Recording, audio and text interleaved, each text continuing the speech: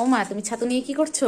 এই সকালবেলায় আমার ছেলে বললাম, মা রোজ রোজ রুটি ভালো লাগছে না, একটা কিছু করে দাও না। হ্যাঁ। আমি জিজ্ঞাসা করলাম একটু ছাতু পরোটা করে দেবো, তো অল্প করে একটু ছাতু পরোটা করি। ছাতু পরোটা? হ্যাঁ। ওহো, আমিও তো কোনোদিন খাইনি গো এটা। খাওনি? না। এটা না দিদা করে, মানে আমার মা, তোমার দিদা হচ্ছে, দিদা এই পরোটাটা খুব ভালো করে। আমি পারবো না অত ভালো করতে। আচ্ছা। করি। দেখো প্রথমে আমি এটাতে একটু ওই ছাতুতে এবার পেঁয়াজ কুচি, রসুন কুচি, লঙ্কা কুচি, আদা কুচি, একটু লেবুর রস, একটু হাতটা ধুয়ে নিই, একটু আচার দিয়ে দিচ্ছি। হ্যাঁ, এটা খুব ভালো লাগে খেতে। আচার বলতে তেল আচার? হ্যাঁ হ্যাঁ, আম তেলটা। এটা ওই আচার দিয়ে একটু মাখলে পরে এটা খুব টেস্ট হয়। এর মধ্যে একটু লবণ দেবো, স্বাদ অনুযায়ী লবণটা দিতে হবে, দেখবো আবার দিয়ে। আর একটু মিষ্টি দেবো, মানে চিনি দিলাম। হ্যাঁ। অয়েল দিয়ে দিলাম। এটা ভালো করে মাখতে হবে। আচ্ছা। দেখো অল্প একটু জল দিচ্ছি, এটা বেশি করতে হবে না, মানে একটু ভুরভুরে টাইপের থাকবে জিনিসটা। খুবই সামান্য জল দিতে হবে। হ্যাঁ হ্যাঁ। এই দেখো হাতে যাতে নিয়ে এরকম করা যায়, এই যে দেখো আবার ভাঙলে এরকম ভুরভুরে হয়ে যাচ্ছে।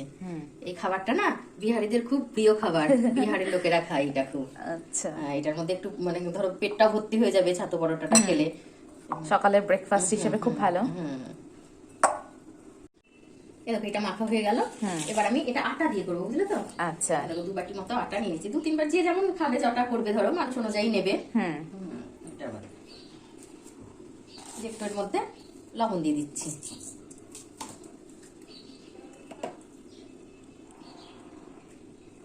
একটু রিফাইন অয়েল দিয়ে দিলাম।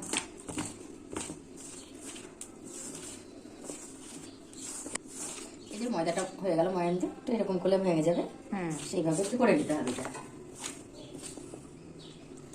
অল্প অল্প করে জল দিয়ে এটাকে একটা মেখে নিচ্ছি। রুটির ময়দা যেমন মাখে? হ্যাঁ, খুব শক্তও না খুব নরমও না।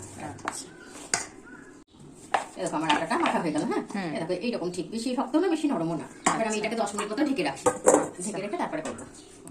এরকম 10 মিনিট হয়ে গেল, এবার ঢাকাটা খুলে নিলাম, খুলে আর একটু মেখে নিচ্ছি।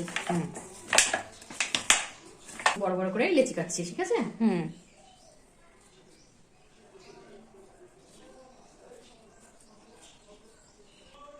দেখো এবার লেচিটাকে এইভাবে করে গোল গোল করে, হ্যাঁ গোল করে নিয়ে এই যে এইরকম করে নিতে হবে, নিয়ে এর মধ্যে পুরটা ঢোকাতে হবে।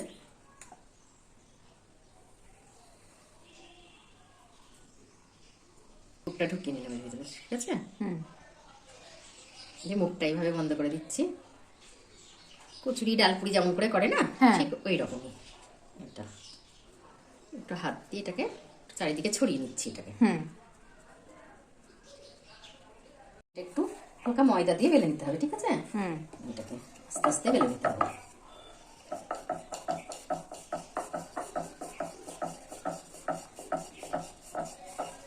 এরকম বেলা হয়ে গেল। এই পুরটাই তুমি যদি মনে করো ধনেপাতা দেবে তাও দেওয়া হবে। ছেলে আবার ধনেপাতা অতটা ভালোবাসে না, আমি তরকারিতে ভালোবাসে, এইভাবে অত ভালোবাসে না।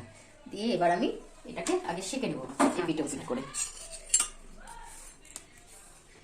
এরকম এক পিঠ হয়ে গেল, আবার আর এক পিঠ আমি দিচ্ছি।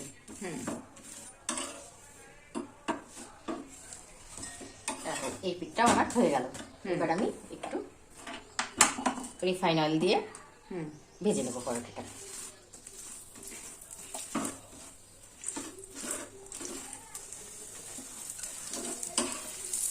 সুন্দর লাগছে বলো? হ্যাঁ, ভালো লাগে, সেন্টটাও ভালো আসছে। হ্যাঁ, খুব ভালো লাগে গো খেতে, খুব সুন্দর লাগে খেতে। দেখো পরোটাটা কেমন ফুলে উঠছে, দেখো।